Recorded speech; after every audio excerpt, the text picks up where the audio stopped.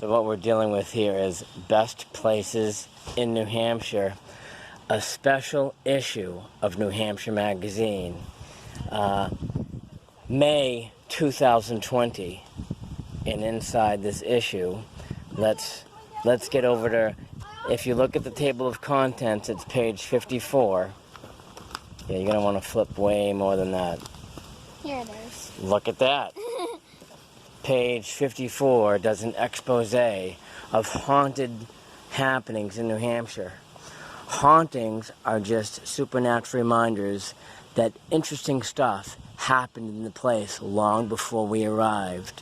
The Granite State is coming up to its 400th birthday in 2023. With that much history, it stands to reason that we'd have our share of ghostly goings-on. And what we're going to do today is we are going to do an investigation, an expose of Pine Hill Cemetery in Hollis, New Hampshire, apparently haunted by the spirit of Abel Blood. Ghost. Spirit. And lo and behold, one of the very first graves you actually see when you come up the path to the left, because the road is right there. This is Luke and Josephine. Josephine, I believe it says. It's kind of covered with moss. One of the first graves you see. Luke and Josephine blood, not the Abel blood that we're looking for, though. If anything, what a beautifully easy breezy day to be in a graveyard. We have mostly sunny skies with some passing clouds above us, and we have about maybe a 10 or 15 mile an hour wind blowing here, but about 80 degrees right now, or at least feels like 80, and just taking a nice gentle walk through the graveyard. And it appears that they had to give this tombstone some help with some iron rodding just to hold it up. This is Betsy's tombstone that's kind of listing here. Definitely a blood cemetery. Got a fair amount of blood gravestones here.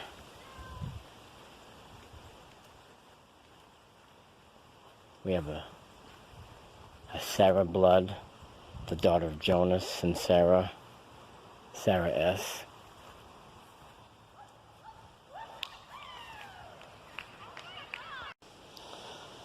Definitely evidence of broken and fallen over gravestones. This one's broken here, and if you walk just a few paces down, the grave of Mark French is completely tipped over. Looks like it's actually been tipped over for quite some time because it has, looks like it's a fair ways into the ground and it's got moss growing around it. Posted, private property, no trespassing. Don't exactly know what the logistics are in this graveyard, though. I don't know if it's closed to more burials because there's actually a fair amount of space in this cemetery.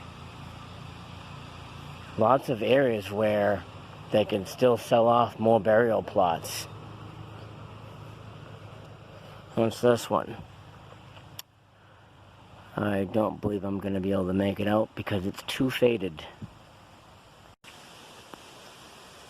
I have some graves here that are dedicated to some Farleys, which ironically you actually pass by Farley Road on your way in here, so I don't know if there's a connection there or not.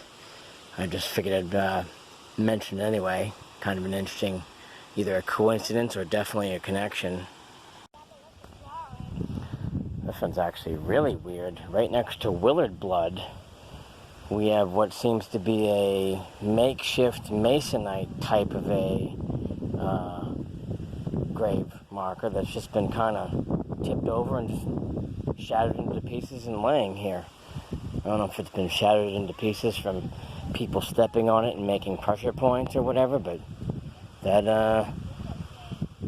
I've never seen one looking like that before. And then if you come to the very far back end of the graveyard. If you enter in and just keep walking straight to the back, there's actually, looks like numerous acres of farmland directly behind. Actually, I think it's an apple orchard directly behind Pine Hill Cemetery.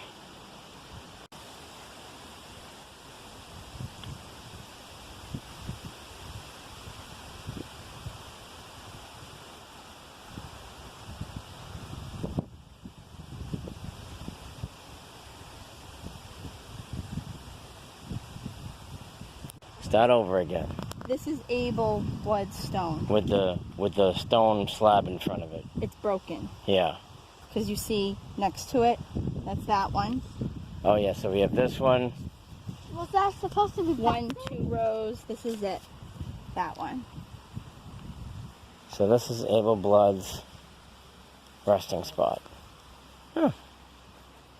And we have... in 1999, so it broke even before that. Oh, well, hold on. They got rid of it. This is a bloodstone. Oh, well, you know, It I is. bet you... Definitely for that one. Well, no, I'm wondering if this is a stone for that. Well, maybe not. No, because you can see the break. Yeah, that goes to here. But this is a blood also. Correct. This is the whole, right. So that Betsy, I bet, got remarried to a Thomas. His wife. Could have gotten it. And that's entirely possible. Well, we found it.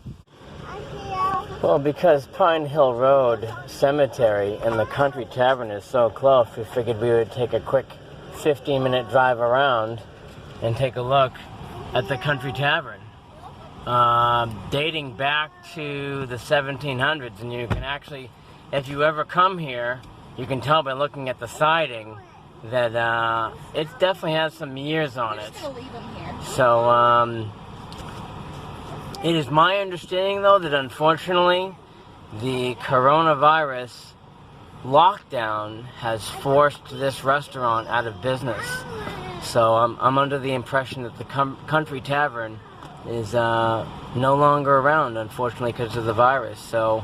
What are they going to make the Country Tavern? I don't know. That's a great question. Well, they literally just went out of business because of the coronavirus lockdown. So we have no idea what's going to happen to this building. And the only thing I'm seeing from the parking lot is I'm seeing a red cooler, a red storage cooler in this window. You might not be able to make it out. Are we good? We're going to put this thing in gear and get out of here, or? Are we going home? I want to go home. Go home and break out the sprinkler? Yeah. I do see a ventilation vent moving up there, so there is some type of activity, but Whoa, the ventilation only works when there's movement inside. Did you know that?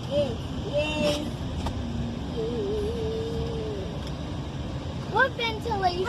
and you can tell by the length of the grass on the ground that looks like they've given up on landscaping too. So, like I said, unfortunately, due to the lockdown, I don't think they're going to be in business anymore. Dad, what insulator did you see? Ventilation. Ventilator on the roof. It's a little ventilator thing that was spinning on the roof. It's supposed to